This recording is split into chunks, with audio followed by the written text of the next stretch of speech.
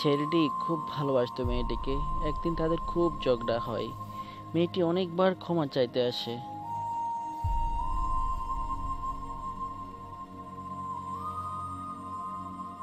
কিন্তু ছেলেটি ফিরিয়ে দেয়। ছেলেটি কিন্তু মেয়েটির জন্য গোপনে কান্না করত।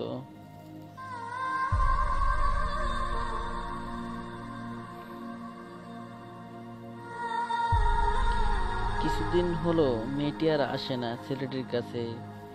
একদিন ছেলেটির রাগ ভাঙলো।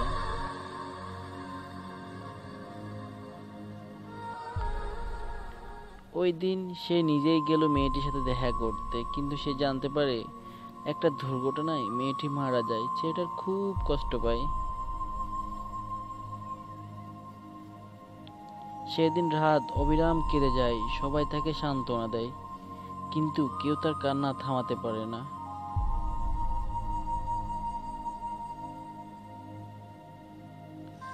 একদিন স্বপ্নে ছেলেটি দেখে তার সেই প্রিয়তমা সমবয়সী অনেক মেয়ের সাথে স্বর্গে আছে। সেটাকে দেখে সে খুব খুশি হয়।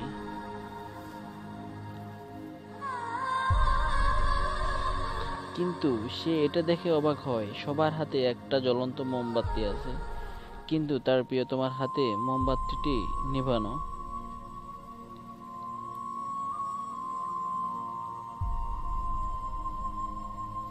ছেলেটি তাকে জিজ্ঞেস করে, তোমার মোমবাতি নেভানো কেন?